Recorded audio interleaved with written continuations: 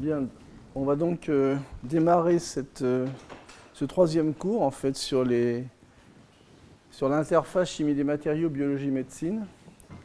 Donc ce troisième cours que j'ai intitulé Approche biomimétique des matériaux, j'aurais également pu l'appeler également bioinspiré parce que vous allez voir que en fait ces deux approches se recouvrent très nettement.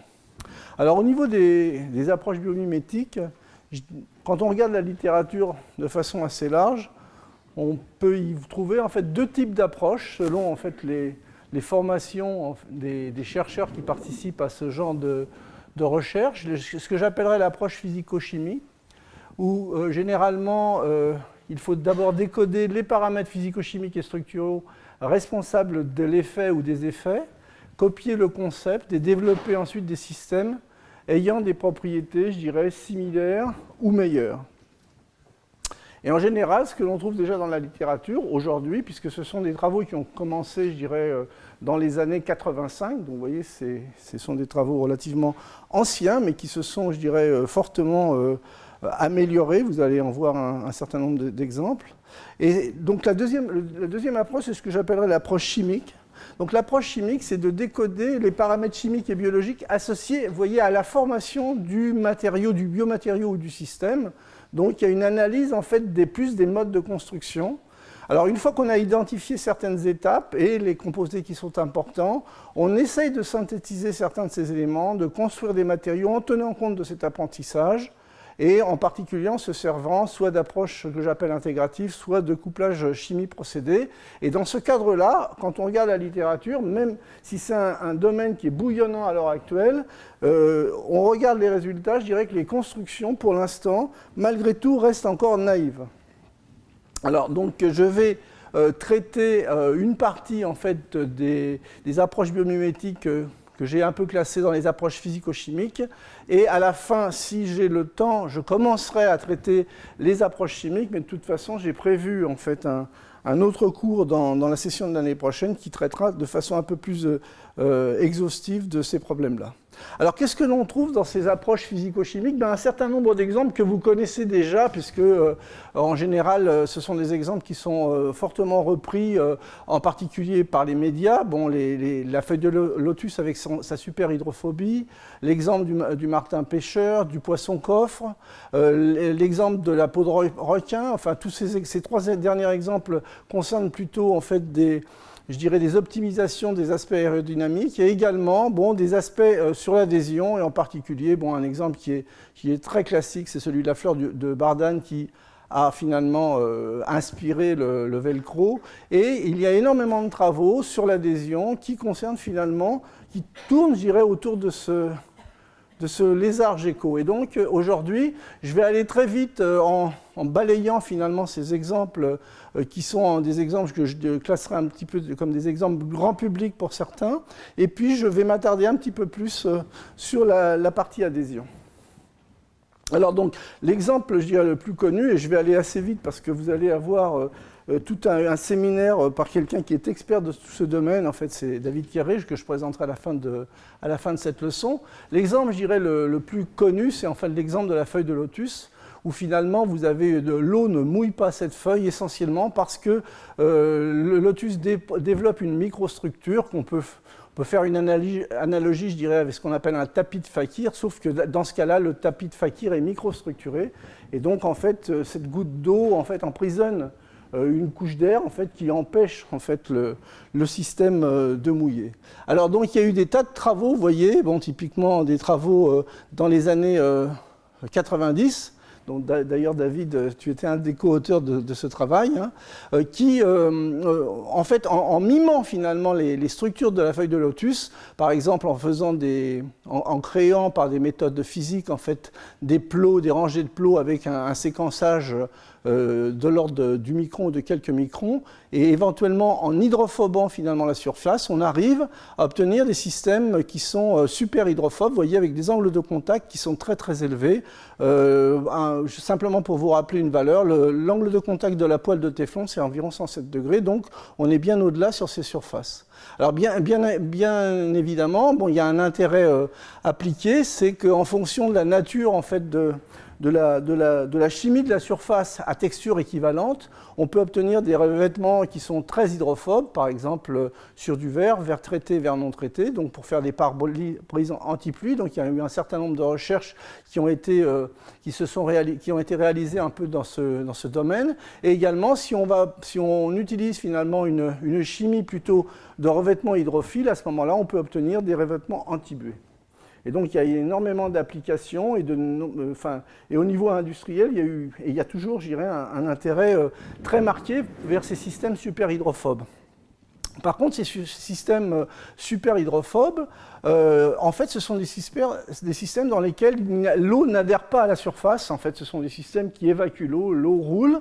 Alors donc, si on veut à la fois obtenir un système super hydrophobe et de l'adhésion du système, donc qu'il ne mouille pas mais qu'il reste collé finalement à la surface, eh bien, il faut modifier le tapis du fakir, je dirais, en jouant soit sur la taille et sur l'espacement des clous. Et ça peut être réalisé de la façon suivante, vous voyez, en créant par exemple des nanostructures que vous voyez en bas ici de TiO2. J'ai ça qui ne fonctionne plus. Oui, c'est mieux. Donc des nanostructures de ce type. Et donc, en fait, la composante que vous rajoutez, c'est la composante suivante. En fait, lorsque vous avez des nanostructures, vous emprisonnez en fait des nanopoches d'air. Et donc, le passage de concave à convexe de l'interface air liquide, lorsque l'on tire sur la goutte, produit une pression négative. Et c'est cette pression négative qui rajoute finalement une force d'adhésion importante au système. Alors, ce genre de système, on peut les développer, par exemple, en utilisant des nanostructures d'oxyde de titane qui peuvent être synthétisées simplement par croissance électrochimique, par anodisation, de la même façon que l'on peut construire également des systèmes de nanotubes par anodisation de l'alumine. En fait, ce sont les mêmes principes. Et donc, vous voyez ici l'échelle, on est descendu d'un facteur 50 sur l'échelle par rapport aux exemples précédents, on est à 100 nanomètres. Et donc, ces systèmes-là, si on les rend hydrophobes au niveau de la surface de la chimie, simplement par une silanisation avec un organosilane silanisé, eh bien vous voyez, on obtient une très bonne adhésion de l'eau sur cette surface hydrophobe, je dirais, quelle que soit finalement la position du substrat. Alors ça c'était un exemple. L'exemple suivant concerne un exemple, je dirais, très grand public, celui du martin pêcheur. Donc lorsque le martin pêcheur chasse ses proies, vous voyez, il pénètre l'eau et il passe d'un milieu qui est peu dense, l'air, à un milieu très dense, mais je dirais sans fracas. Bon, il y a très peu d'éclaboussures et la variation de pression est très faible. Et donc en fait c'est en mimant finalement les propriétés du martin pêcheur qu'ont été conçus finalement les profils, en fait, les fuselages des TGV japonais en particulier. En fait, pourquoi il y avait problème? Simplement parce que au Japon, les TGV doivent passer dans de nombreux tunnels. Et donc, lorsque le TGV rentre dans un tunnel à grande vitesse, il passe d'un milieu peu dense, l'air libre, à un milieu fortement confiné lorsqu'il rentre dans le tunnel. Et donc, ça crée finalement une compression de l'air qui entraîne finalement une onde de choc. Et cette onde de choc, elle est gênante, je dirais, pour plusieurs choses. D'une part, parce que pour les voyageurs, ça peut créer en fait des gênes auditives, des vibrations, mais également, ça crée finalement, lorsque cette onde de choc sort du tunnel, ça crée une explosion très marquée comme un coup de tonnerre qui faisait finalement très fortement plaisir aux riverains. Et donc, l'ingénieur en fait en charge, l'ingénieur, je dirais, TGV japonais, M. Nakatsu, qui était finalement un ornithologue très très compétent, a fait un petit peu les analogies entre finalement cette aérodynamique du martin pêcheur et la nécessité finalement de modifier finalement le profil des TGV japonais pour diminuer finalement ces problèmes. Et donc en recalculant finalement les profils aérodynamiques, voici le type de TGV qui ont été, certains d'entre vous l'ont utilisé plusieurs fois, c'est ce qu'on appelle le Shinkansen, qui ressemble, vous voyez, à l'aérodynamique du martin pêcheur. Et donc non seulement on réduit fortement l'onde de choc et toute la partie gêne la gêne auditive et autres est fortement diminuée, mais avec ce genre de profil, on gagne 15% sur la consommation électrique et un gain de vitesse de l'ordre de 10%. Donc en fait, ça c'est un exemple un peu grand public. Un deuxième exemple grand public, si vous regardez un petit peu, si vous voulez chercher sur Internet, vous allez trouver, c'est celui du poisson-coffre. C'est un poisson, vous voyez, qui est composé de plaques soudées, donc c'est un corps rigide. Donc c'est un poisson qui a l'air totalement pâteau, mais en fait, il a des qualités de déplacement exceptionnelles. Alors les ingénieurs de l'automobile, en fait, ont introduit finalement la forme de ce poisson pour faire des calculs de traînée et des calculs d'aérodynamique. Donc, et à partir de ces formes, en particulier, ils ont trouvé, je crois, des coefficients de traînée de l'ordre de 0,06, très très bas pour ce genre de forme. Ils ont conçu finalement cette voiture, que vous reconnaissez, et en particulier, non seulement elle associe une très bonne solidité et une bonne légèreté, mais au niveau du faible, le coefficient de traînée est particulièrement faible, de l'ordre de 0,19. Alors 0,19, ça ne vous dit rien, mais lorsque vous comparez ça à d'autres types de voitures, bon, à ce genre de voitures très parisiennes pour aller chasser le buffle, vous voyez que le coefficient de traînée est de l'ordre de 0,57. Par contre, dans ce cadre, dans cette voiture qui est justement conçue avec une aérodynamique tout à fait particulière pour diminuer le coefficient de traînée, vous voyez, elle est largement au-dessus de cette voiture qui finalement, ce poisson-coffre qui ne payait pas de mine. Alors le dernier exemple grand public, c'est celui de la microstructure de la peau de requin. Donc là, ce sont des phénomènes de rugosité qui sont mis en cause, et en particulier, le requin a des possibilités de natation, je dirais, sans traînée, justement avec un minimum de traînée, simplement parce que dans ces rainures, vous voyez les échelles, on est déjà à des échelles assez grandes, de l'ordre de fractions de millimètres. L'eau, en fait, s'engouffre dans ces micro-rainures, donc ce qui crée en fait des micro-tourbillons qui sont verticaux, et ce qui maintient finalement l'eau près du corps. Et donc cet effet-là, en fait, entraîne une réduction importante en fait, de la résistance à l'écoulement et au fluide. Et donc, ce genre de concept a été utilisé de façon, je dirais,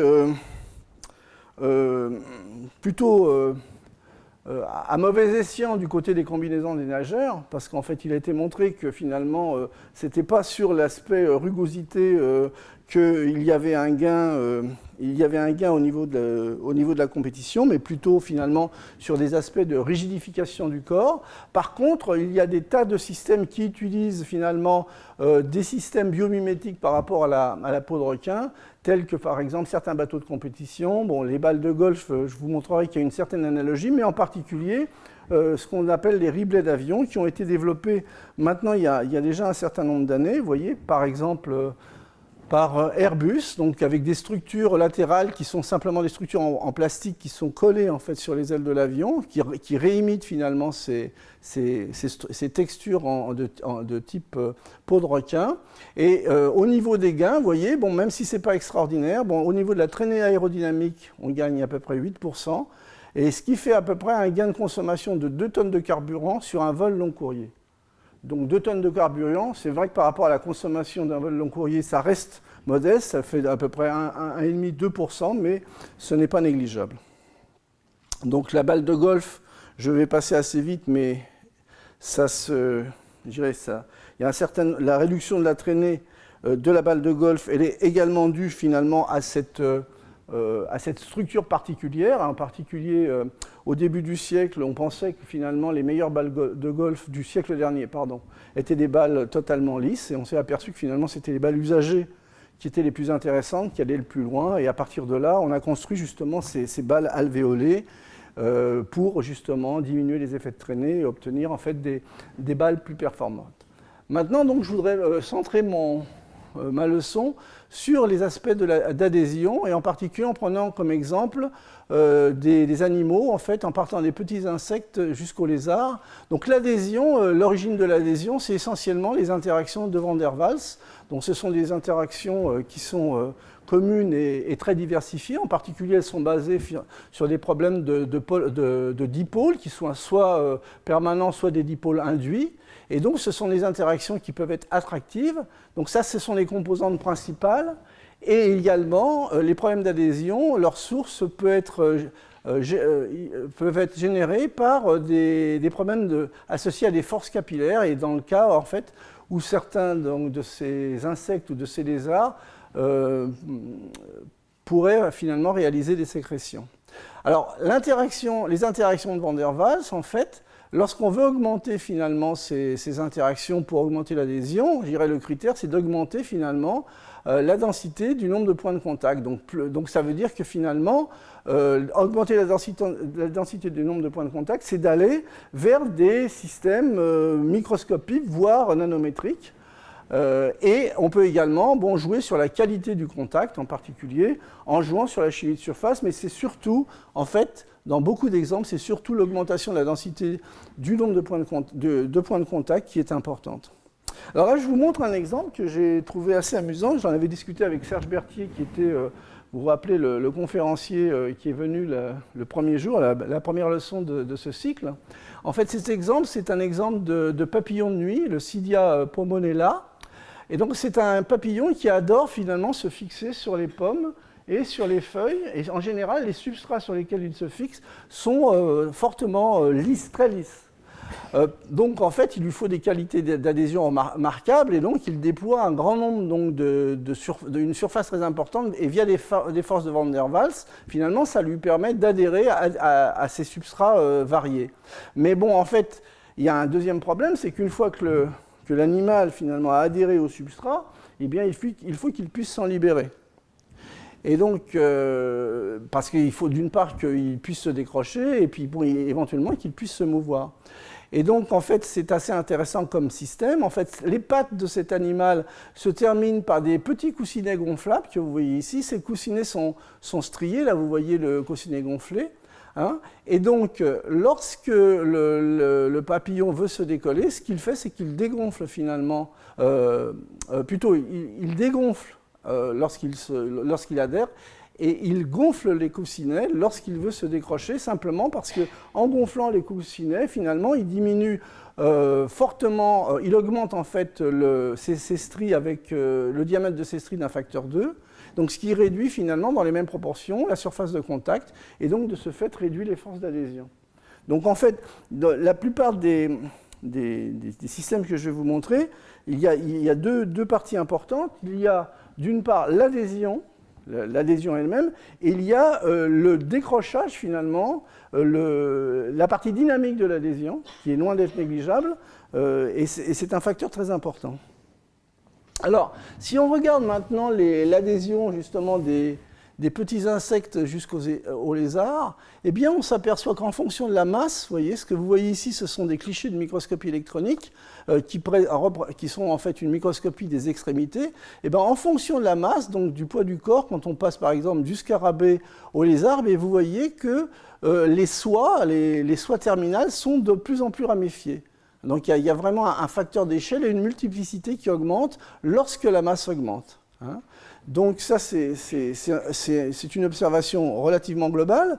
Et si on essaye de la quantifier par un graphe dans lequel on a reporté ici, vous voyez, le nombre de points de contact pour une surface de 100 micromètres carrés, en fonction de la masse de l'animal en grammes, vous voyez, eh bien on retrouve à nouveau cette évolution, c'est-à-dire que le nombre de points de contact, je dirais, augmente de façon très grossièrement, linéairement avec la masse. Vous voyez, il y a une relation lorsque l'on passe, par exemple, des scarabées aux mouches, aux araignées et aux lézards.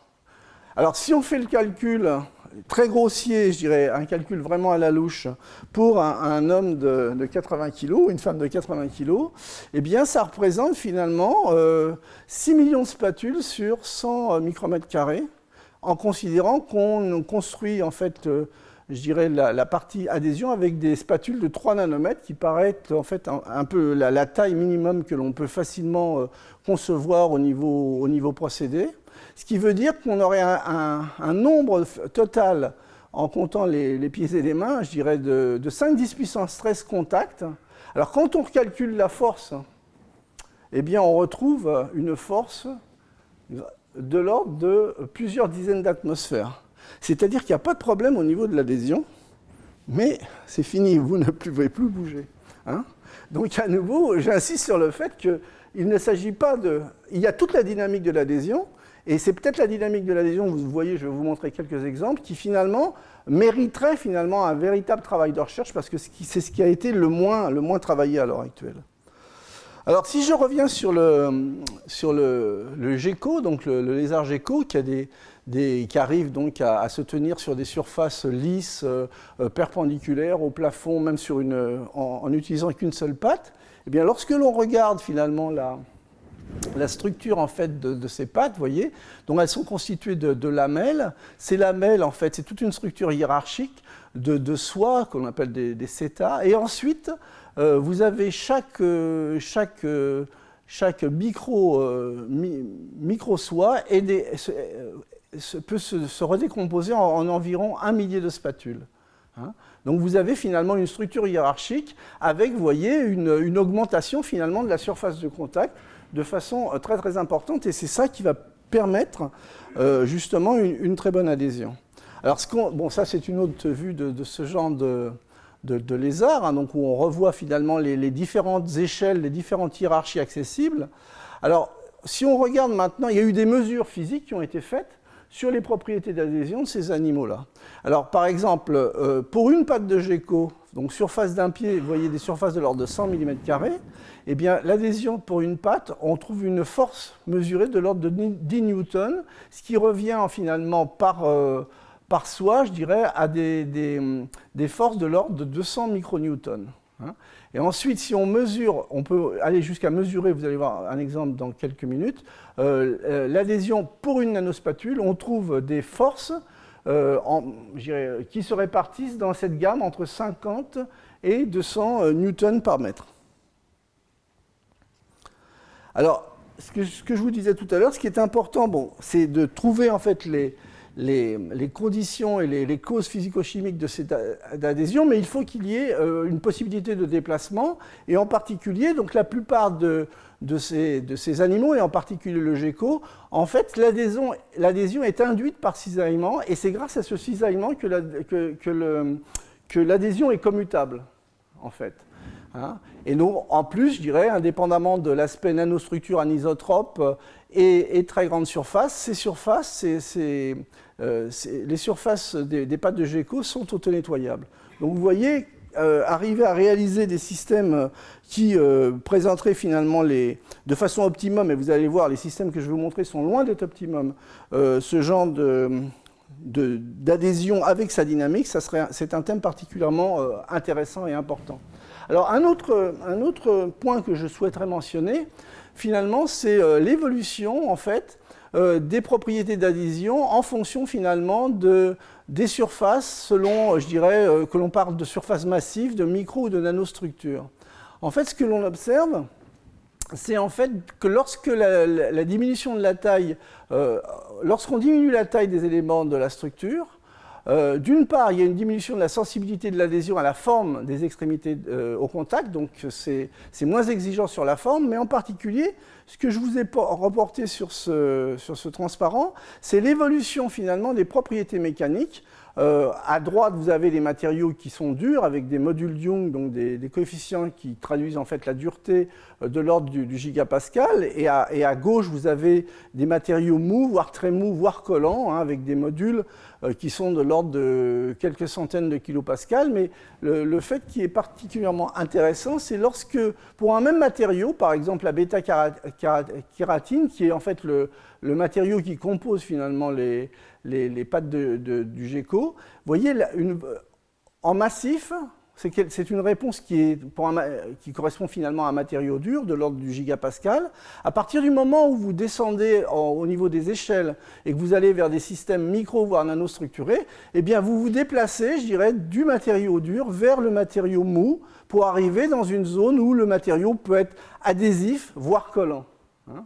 Et donc ça, c'est un trait général. Bon, c'est ce qui se passe dans le cadre de ce polymère, la bêta-kératine, mais également, par exemple, si vous prenez un polyuréthane massif et que vous vous déplacez au niveau de la structuration vers en fait l'augmentation des surfaces, eh bien vous rapprochez du domaine où finalement vous allez récupérer une certaine adhésion. Alors, et pourquoi finalement ces surfaces micro ou nanostructurées présentent des propriétés d'adhésion intéressantes? En fait, il y a 5 points particulièrement importants. D'une part, la contribution au travail d'adhésion. Ces systèmes sont plus résistants au décollement simplement parce qu'on peut plus facilement dissiper de l'énergie à la déformation au moment où on les décolle. Également, il y a une adaptation plus aisée aux surfaces rugueuses à partir du moment où on a des nanostructures. Hein, et donc, en particulier, il y a une faible accumulation de l'énergie élastique. L'effet de taille est conséquent, c'est ce que je vous ai montré dans plusieurs exemples, puisque finalement, on a des très fortes variations du rapport surface-volume. Également, on a des distributions plus uniformes des contraintes sur un matériau nanostructuré par rapport au matériau massif. Et finalement, l'aspect adhésion est beaucoup moins sensible aux défauts sur les nanos et les microstructures que sur les matériaux massifs. Alors, comment peut-on réaliser finalement ces matériaux micro et nanostructurés? Alors, dans la plupart des études, ce que j'ai trouvé à l'heure actuelle dans la littérature, c'est essentiellement de la microstructure dans une échelle qui tourne, je dirais, autour de le micron, la dizaine de microns, la centaine de microns. Il y a encore très peu de travaux qui s'intéressent à la structuration, je dirais, à l'échelle typiquement nanométrique. Alors, les voies de synthèse, il y en a 3 principales. Donc, il y a une fabrication, je dirais, que j'ai appelée sans gabarit. C'est par exemple des méthodes basées sur de la lithographie par faisceau d'ions ou d'électrons. Des méthodes basées, vous voyez, sur de la déposition chimique en phase vapeur. Donc, on obtient ces microstructures. Également, des méthodes dans lesquelles on utilise un moule qui va servir, un moulage donc, sur un gabarit. Ce gabarit peut être une membrane poreuse, une membrane, par exemple une membrane d'alumine ou une membrane en polycarbonate, et que l'on va imprégner. Et ensuite, on va éliminer la membrane par lavage et donc récupérer la microstructure. Également, ces systèmes-là peuvent être construits sur des gabarits photolithographiés. Il y a également énormément de travaux qui concernent la gravure chimique de gabarits. Alors bien entendu, vous voyez bien les échelles avec ces méthodologies-là. Pour atteindre des échelles nanométriques, ce n'est pas évident. Il y a quelques travaux, mais il y en a relativement peu par rapport, je dirais, à l'échelle micronique. Et en plus, la plupart de ces structures peuvent être modifiées chimiquement, donc modifiées de la chimie de la surface, soit par ancrage, soit par dépôt de film. Et là, ce sont des méthodes que la plupart d'entre vous connaissent bien, des méthodes de trempage, de spray, de deep coating ou autres. Alors voici quelques exemples justement de matériaux essentiellement des bases polymères qui ont été faits justement en utilisant ces méthodes. Vous voyez, on obtient donc des systèmes microstructurés avec des formes variables, je dirais des inclinaisons variables, en utilisant finalement tout l'arsenal des méthodes physiques plutôt que je vous ai montré précédemment, de la nanofabrication directe par lithographie, ici en A, de la déposition chimique en phase vapeur, ici en B, vous voyez. Donc la qualité finalement des microstructures, quand on les regarde de très près, n'est pas forcément la même, et la souplesse finalement, de construction n'est pas exactement la même. Également des méthodes qui sont basées, vous voyez, sur la réplication de moules, des membranes poreuses en C. Et justement, ce que je voudrais vous montrer, c'est un exemple qui concerne finalement la construction de systèmes microstructurés pour justement pouvoir tester les propriétés d'adhésion à une petite échelle et de les comparer par exemple aux propriétés d'adhésion de nanospatules biologiques, celles du gecko. Et donc là, vous voyez, c'est une méthode qui est ultra simple. On part d'une cire que l'on perce avec une pointe AFM par exemple, pour créer, vous voyez, un moule, je dirais, structuré. Donc ce moule en jaune va être rempli d'un polymère, une base silicone ou un polyester, et ensuite on démoule et on obtient, vous voyez, ces nanofils, ces nanocheveux, dont vous voyez ici une représentation par microscopie AFM. Alors, lorsque vous utilisez ces systèmes-là et que, finalement, les mesures d'adhésion sont reproductibles et robustes, vous voyez, pour des nanocheveux dont les tailles ont été ajustées finalement et elles correspondent finalement à ce qu'on se trouve dans les nanospatules biologiques, les forces d'adhésion mesurées sur ces systèmes-là se situent entre 60 et 300 nanonewtons, et ça correspond absolument, vous voyez, au domaine des forces d'adhésion qui peuvent être mesurées sur les matériaux naturels. Alors, ce que l'on observe sur ces types de mesures, c'est ce que je vous dis, il y a une faible dépendance des forces d'adhésion avec la nature du matériau, que ce soit un silicone, un polyester, un polyimide, et donc elles sont essentiellement gérées par la surface de contact, parce que, plus que par la chimie, c'est un premier fait. Mais vous allez voir, j'amènerai tout à l'heure un élément un peu en contradiction. Alors, ce que vous voyez ici, c'est une microscopie électronique qui a été donc d'un scotch type GECO, qui est abondamment développé par une société américaine dont je tairai le nom. Et ce que vous voyez, en fait, c'est le genre de microstructures qui peuvent être faits sur des matériaux qui sont d'usage grand public. Et donc, sur ces matériaux-là, vous avez des adhésifs qui sont particulièrement remarquables. Alors, il y avait un point sur lequel j'ai insisté plusieurs fois, c'est l'aspect dynamique. Finalement, obtenir de l'adhésion, c'est une première étape. On peut rivaliser en jouant sur les microstructures avec certains systèmes naturels.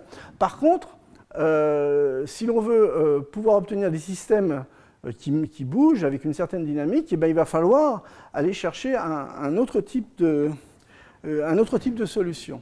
Et alors, une des solutions qui a été proposée dans la littérature, même si elle est loin d'être optimum aujourd'hui, vous voyez, c'est un travail de 2007, mais vous allez voir au niveau des résultats, ça montre, je vais vous montrer, il y a un effet intéressant, mais ça reste encore, je dirais, un peu primitif, c'est l'utilisation de thermoplastiques à mémoire de forme. Donc un thermoplastique à mémoire de forme, ça peut être par exemple un système de copolymères à blocs, dans lesquels vous allez avoir un bloc dur, par exemple ce bloc de polyuréthane cycloaliphatique, et un bloc mou constitué par ce bloc de polyol, de polytétraméthylène glycol. Et donc vous allez avoir un matériau composite où vous allez avoir des segments durs, que je dirais simplement représentés par ces ellipses noires, et des segments mous qui sont représentés en fait par ces fils. Alors, à partir du moment où vous pouvez ajuster la chimie de telle façon à ce que le segment dur, en rouge ici, ait une température de transition vitreuse relativement élevée, je dirais entre 120 et 140 degrés. De la même façon, le segment mou, vous pouvez choisir un segment mou de telle façon à ce que la température de transition vitreuse soit au-dessus de l'ambiante, mais située en dessous de la température de transition vitreuse du segment dur. Et donc, à partir de ce moment-là, vous allez avoir deux températures qui vont vous permettre de contrôler finalement la malléabilité du matériau, c'est-à-dire que tant que vous allez travailler en dessous de la température de transition du segment dur, votre matériau va garder une certaine tenue. Mais si vous choisissez de le modifier à une température qui va se trouver entre la température de transition du segment mou et celle-ci, eh bien vous allez pouvoir en fait le modifier sa forme, je dirais mécaniquement, de façon très simple. Alors ça, c'est ce qui a été fait par une équipe allemande. Donc vous voyez créer en fait des micro-piliers. On chauffe en fait cet ensemble de micro-piliers avec une plaque chauffante à une température de l'ordre de 70 degrés. Donc on va se retrouver au-dessus de la température de transition du segment mou et on applique une force simplement avec une lamelle de verre. Donc ça, c'était un travail qui était fait de façon assez archaïque. Il n'y avait pas d'une machine qui permettait de contrôler. Et donc, on maintient en fait cette contrainte, on redescend en température et donc on va bloquer finalement une forme. Et à partir du moment où cette forme va être bloquée, en réchauffant le système, eh bien on va repasser au-dessus de la transition vitreuse du segment mou et on va retrouver finalement la forme initiale. Alors voilà ce que ça donne. Des piliers initiaux, vous voyez, avec des paramètres typiquement dans le domaine micrométrique.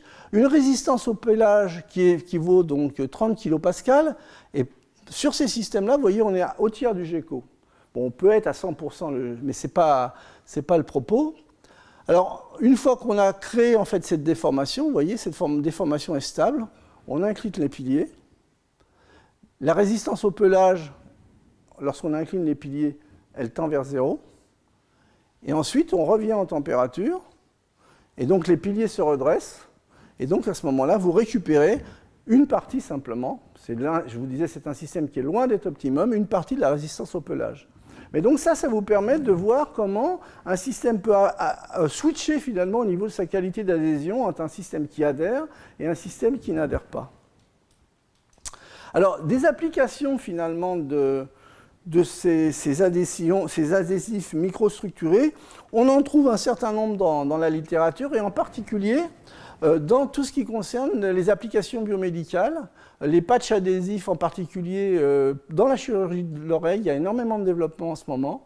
Il y a pas mal de soucis sur les ruptures de tympan, et on n'a pas des adhésifs qui sont performants. Ces tissus adhésifs, bien entendu, en modulant, en fait, en choisissant les bons polymères, peuvent être biodégradables et biocompatibles, et éventuellement, ils peuvent avoir des propriétés de vectorisation. Alors, ce que je vous montre ici sur la gauche, finalement, ce sont ce type de tissus qui ont été construits à partir d'un polymère assez simple, polyglycérol sébacate acrylate, vous voyez, et on contrôle, en fait, très facilement la microstructure, et en jouant finalement sur la microstructure, la taille, le diamètre des plots et l'espacement, eh bien, on va optimiser finalement les propriétés de contact. Ce que vous voyez ici, ce sont des patchs en tissu adhésif. Ça vous donne un petit peu l'échelle à laquelle on peut réaliser ce genre de matériaux. C'est typiquement quelques centimètres. Et au niveau des implants et des tissus, vous voyez, donc il y a un très bon comportement de ces tissus in vivo, et avec, vous voyez, une interface qui est très propre entre le tissu naturel et le tissu synthétique. Donc ça, c'est un exemple. Alors, il y a un autre domaine où les gens s'excitent énormément en ce qui concerne justement ces problèmes d'adhésion, et ce domaine concerne finalement la robotique. Alors, pourquoi la robotique? J'ai voulu un peu le mettre en exergue, simplement parce que ça vous montre qu'on aura beau comprendre des aspects physico-chimiques, des aspects chimiques associés au biomimétisme ou à la bioinspiration. Si on veut vraiment se rapprocher de systèmes naturels, il va falloir vraiment imaginer des systèmes complets.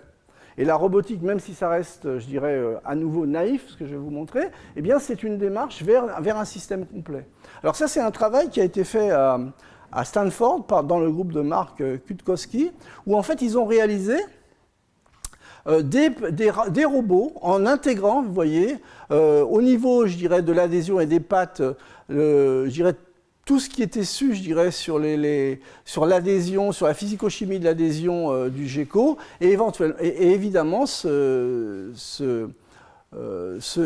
robot est asservi en fait, par un certain nombre de câbles, des contrôleurs. Vous voyez, il y a 12 servomoteurs qui lui permettent finalement de travailler avec 30 degrés de liberté. Il y a un grand nombre de capteurs et d'actuateurs. Et donc le matériau qui a été choisi, c'est du polyuréthane. Et c'est celui que je vous avais montré sur mon fameux diagramme propriétés mécaniques en fonction de la taille finalement des éléments. Lorsqu'on choisit un matériau plutôt dur, si on se déplace vers des micro ou des nanostructures, là ça va être que des microstructures, eh bien on va le rendre adhésif et collant. Et donc c'est ce genre de matériau qui a été utilisé, vous voyez, pour la partie, je dirais, adhésion, et en plus, bon, avec une certaine adhésion directionnelle, puisque ce sont des systèmes souples que l'on peut incliner. Donc je vous fais grâce, je dirais, du détail de la patte du GECO. Mais vous voyez, donc ça, ce sont la partie, je dirais, qui imite finalement de façon, je dirais, encore très naïve, vous voyez, les extrémités, en fait, des spatules de GECO. Vous voyez, la taille, d'ailleurs, est une taille un peu grande par rapport à la taille, je dirais, obtenue dans le monde naturel. Mais ce sont des systèmes qui présentent finalement une qualité importante, c'est-à-dire que l'adhésion est directionnelle et commutable. Alors maintenant, si l'on regarde la vitesse de déplacement de ce système, et j'insiste, c'est tout un système. Alors évidemment, il y a de l'informatique également derrière. La vitesse en montée, c'est 4 cm par seconde. 24 cm à plat. Le nettoyage des spatules, forcément, est nécessaire. C'est un système qui n'est pas entièrement auto-nettoyant. Par contre, la stabilité en usage continu n'est pas mauvaise. Ça peut fonctionner pendant 6 mois. Hein.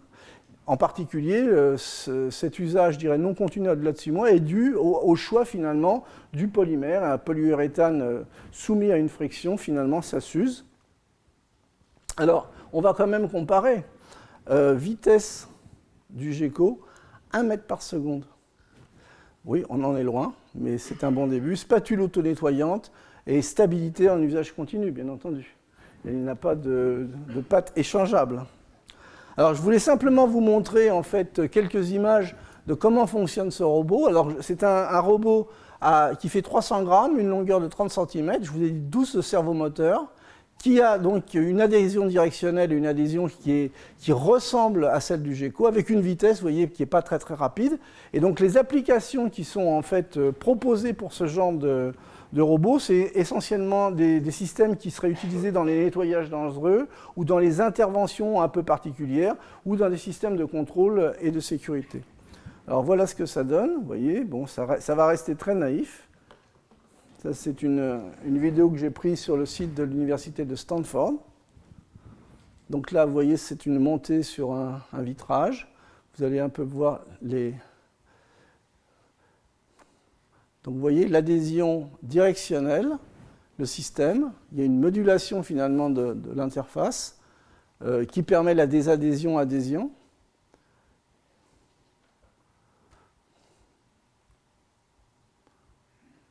Alors, il y a évidemment énormément de robotique derrière, mais je pense que le domaine, vous allez voir quelques exemples ensuite, le domaine de la robotique associée finalement aux nouveaux matériaux et à l'informatique, il y a énormément de choses à faire. Bon, là, ils parlent de l'aspect capteur, de l'aspect équilibrage au niveau des forces.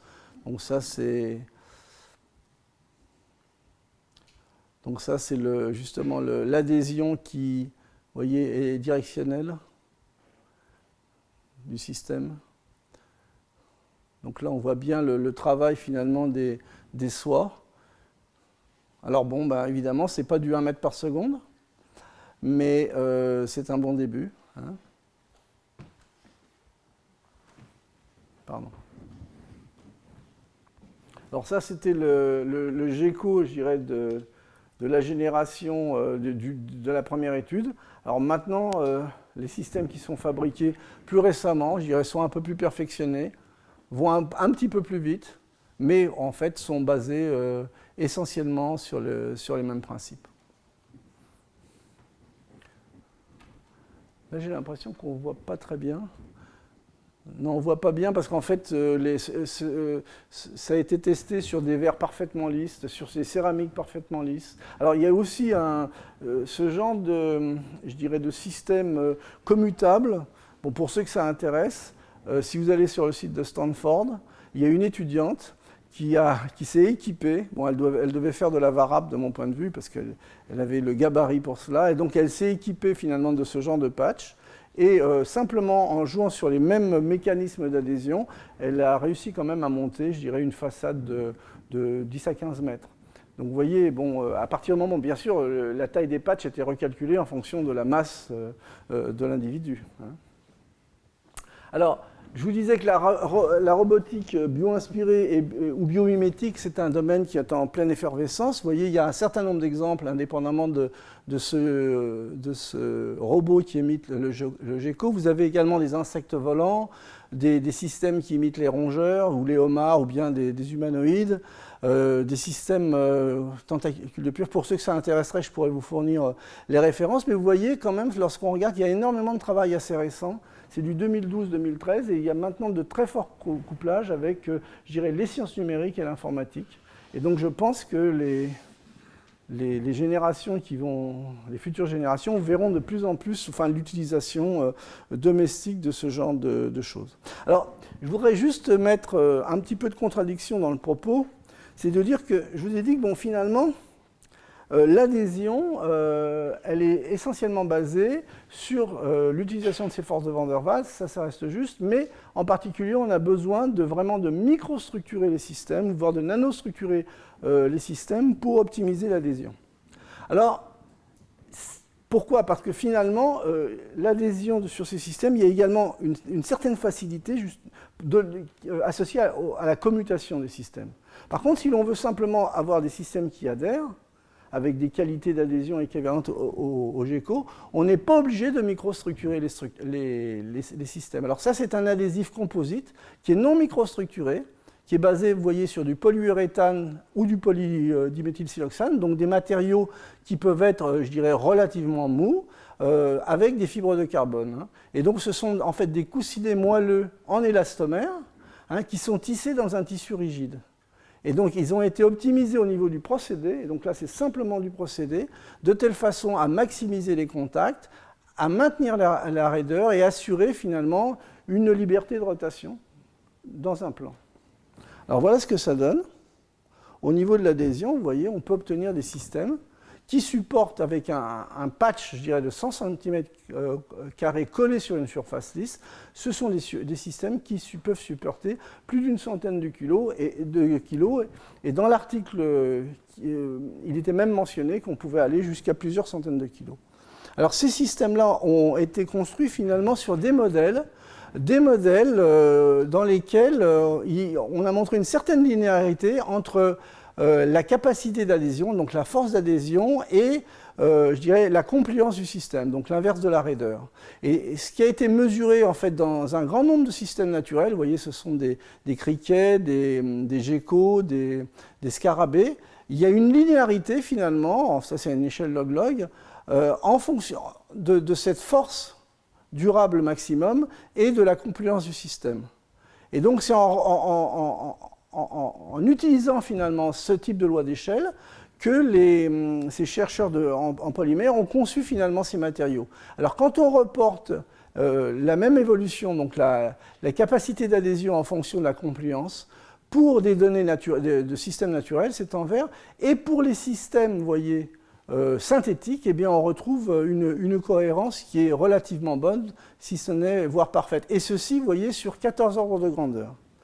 Et donc ça, c'est un système qui a permis de développer des adhésifs de très haute qualité. Donc ça, c'est simplement une image de communication. Évidemment, c'est ce que je vous ai dit au départ, on a gagné énormément sur l'adhésion, mais sur le mouvement, il faut envisager les choses totalement différemment. Alors, dernier transparent sur les aspects adhésion, et je vois que la pendule tourne, et donc j'aurai pas trop de temps pour traiter la seconde partie. C'est un petit peu de contradiction. Je vous ai dit que finalement, dans ces systèmes, entre les insectes de petite taille et les lézards, ce qui a été reporté dans la littérature, c'est qu'essentiellement, l'adhésion pour les insectes de petite taille pouvait être complémentée par des problèmes de force capillaire et de sécrétion, alors que pour les lézards de plus grande taille et les araignées, eh bien, dans ce cas-là, c'était essentiellement des forces de Van der Waals qui étaient en fait la force motrice de l'adhésion. Alors j'ai trouvé un travail très récent, c'est un peu pour ça que j'aimerais le citer, parce que ça amène un petit peu une certaine controverse. C'est un travail, vous voyez, de fin 2012, où en fait, en utilisant de la spectro de masse essentiellement, donc, et sur des substrats parfaitement propres, ces chercheurs ont pu finalement identifier les empreintes de gecko, vous voyez qu'on voit ici, et par analyse, je dirais par spectro de masse, par analyse, en fait, il y a des dépôts qui, au niveau de la formulation, ça correspond essentiellement à des phospholipides.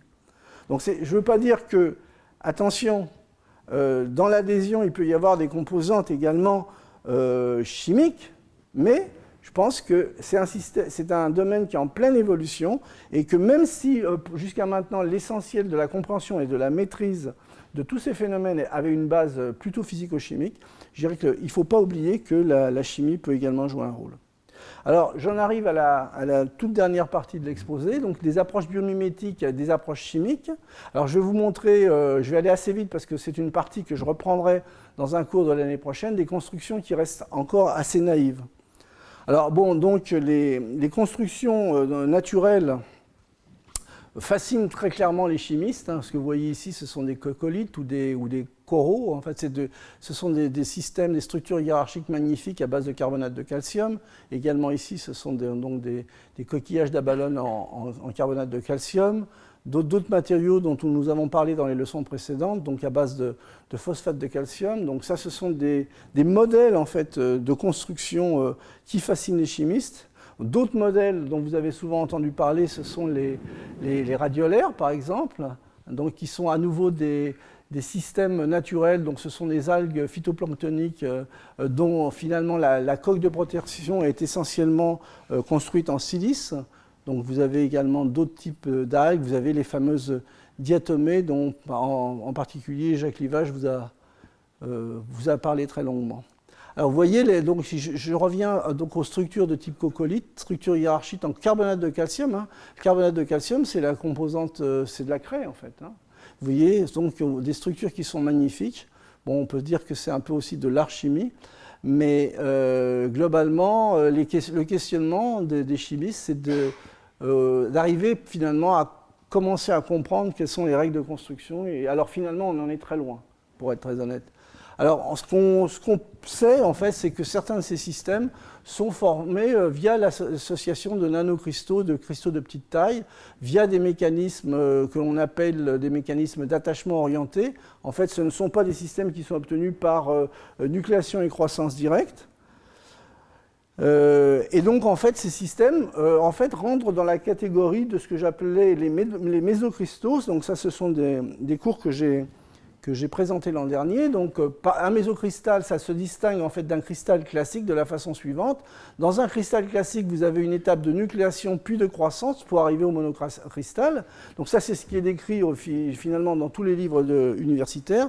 Mais vous avez beaucoup de systèmes qui finalement suivent un chemin différent, c'est-à-dire que vous avez en fait formation de germes, mais en fait, ces germes-là peuvent avoir une croissance inhibée en présence de polymères ou de molécules organiques, mais ce n'est pas toujours le cas, mais simplement, ils ont une stabilité suffisante pour ensuite former, via de l'auto-assemblage, des mésocristaux. Alors là, j'ai choisi un mésocristal de carbonate de calcium pour que tout le monde voit très clairement que ça ne peut pas être un monocristal, puisqu'on voit non seulement les composantes, je dirais, nanométriques. Vous voyez cette granulométrie, mais en plus, ce sont deux tétrades qui sont, je dirais, enchevêtrés l'un dans l'autre, et ça ne correspond pas du tout à la symétrie de la calcite. Alors donc, des systèmes biomimétiques ou bio-inspirés, je vous ai également parlé des biomorphes l'an dernier. Donc ce sont ces structures, vous voyez, qui sont magnifiques, en forme de feuilles, ou qui ressemblent un petit peu à des coraux, ou de tresses. Et donc, à nouveau, ces systèmes-là, il y a eu énormément d'études qui ont été faites. Elles sont basées, vous voyez, sur des systèmes élémentaires. Ce sont des coprécipitations entre du carbonate de barium et de la silice. Et donc, on atteint des formes qui sont complexes. En fait, c'est le domaine de la complexité via la simplexité. Parce que finalement, la réaction chimique de base, c'est simplement une réaction de carbonatation et une réaction de précipitation de silice. Évidemment, ce qui est complexe, vous allez le voir, c'est la dynamique de ces affaires-là. Alors donc, comment sont formés ces biomorphes? Essentiellement, vous voyez, en précipitant du carbonate de barium et de la silice dans une certaine zone de pH. Alors, ces deux réactions de précipitation sont contrôlées par le pH, mais pas exactement au même pH. Quand il y en a une qui s'enclenche, elle modifie le pH, qui permet à l'autre de démarrer, et ainsi de suite. Alors, ce que l'on forme, vous voyez, dans une première étape, ce sont des nanocristaux de carbonate de barium, des petites tiges allongées. Et ensuite, ces nanocristaux, finalement, ils sont enrobés dans une première étape par de la silice, puisqu'on a modifié le pH de surface. Et cette modification entraîne une modification à nouveau du pH et une seconde précipitation des nanocristaux de carbonate de. Donc, ça, vous voyez, ce sont des systèmes où on a des petits cristaux qui sont enrobés et le système, finalement, se propage par vagues.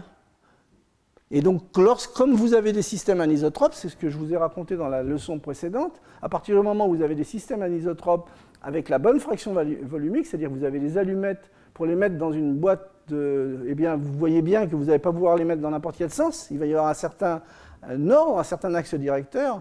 Et donc, dans le cas présent, comme vous avez des objets anisotropes à une certaine fraction volumique, eh bien, ces systèmes vont s'organiser sous forme de nappes de cristaux liquides.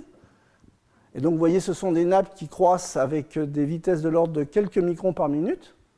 Et ce qui est intéressant, donc ça, je passe assez vite parce que c'est quelque chose que j'ai détaillé fortement dans le cours de l'an dernier et que je reprendrai dans le cours de l'année prochaine.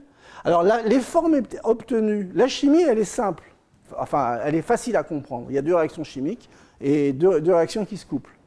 Alors, ce qui est plus difficile à comprendre, c'est que finalement, la dynamique, l'hydrodynamique de la nappe, c'est-à-dire de la façon dont la nappe épouse le bord, ça fait comme une espèce de nappe, comme une vague de surf en fonction, je dirais, de l'auteur des deux vagues, si elles tournent dans un sens ou dans un autre. C'est ça qui va générer la forme. C'est ça qui va générer la forme finale.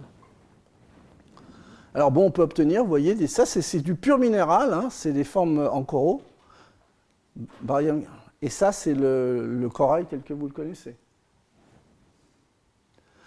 Ça, ce sont à nouveau des carbonates de barium construits sur le même mode, dans lequel finalement on a changé le procédé de telle façon à faire varier, non pas la chimie, c'est toujours la même, chimie élémentaire, deux réactions de précipitation. C'est simplement l'hydrodynamique qui a été changée pour justement permettre de développer ce genre de formes. Alors ce sont des formes en fleurs, alors évidemment c'est des clichés de microscopie électronique à balayage, et elles ont été coloriées, hein, je vous rassure, pour les non-spécialistes, ça ne se présente pas du tout comme ça, bien entendu, c'est pour faire un petit peu plus beau qu'on a colorié en fait certaines parties, mais vous voyez bien que on peut générer des formes complexes, des structures hiérarchiques, avec, je dirais, en combinant finalement une chimie relativement simple et de l'hydrodynamique. Donc ça, ce sont les exemples sur les diatomées, avec ces fameuses structures hiérarchiques. Hein. Donc lorsque je vais passer d'une photo à l'autre, eh bien, je vais agrandir finalement, augmenter l'agrandissement du microscope, et vous allez voir que ce sont des structures fortement poreuses, hein, avec des pores dont les tailles varient, je dirais, de quelques centaines de microns au micron, à quelques centaines de nanomètres. Et lorsque vous regardez en détail les parois de ces objets-là, eh ben, ils sont construits d'agrégats, finalement, de toutes petites particules de silice de l'ordre d'une dizaine de nanomètres. Je dirais un mésocristal amorphe, si on veut dire.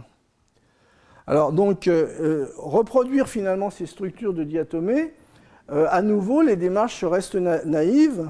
Il y a des reproductions qui sont basées simplement sur des réactions de conversion. Voici, on part d'une diatomée en silice. On veut reproduire en fait cette forme et changer la composition parce qu'on vise un matériau, par exemple piézoélectrique, qui a des propriétés plus intéressantes. Eh bien, on va faire une première réaction chimique avec un fluorure de titane, puis une oxydation, pour passer à l'oxyde de titane. Et ensuite, dans un deuxième temps, par réaction d'insertion du barium en milieu basique ou du strontium, on va passer au titanate de barium. Donc vous voyez, ça reste naïf, on arrive à garder les formes. Ce sont des réactions bien connues d'échanges qui peuvent être faites non pas sur des diatomées, mais sur des systèmes, des monolithes ou des systèmes nanoparticulaires. Alors une deuxième façon de reproduire ces structures hiérarchiques, c'est d'utiliser finalement des moules, des templates que l'on peut faire par une impression en 3D. Donc on peut construire finalement, vous voyez, des structures très variées, assistées par ordinateur. Donc ça, c'est la diatomée, je dirais, de base. Ça, c'est un semblant de diatomée, je dirais, qui a été construit par ordinateur.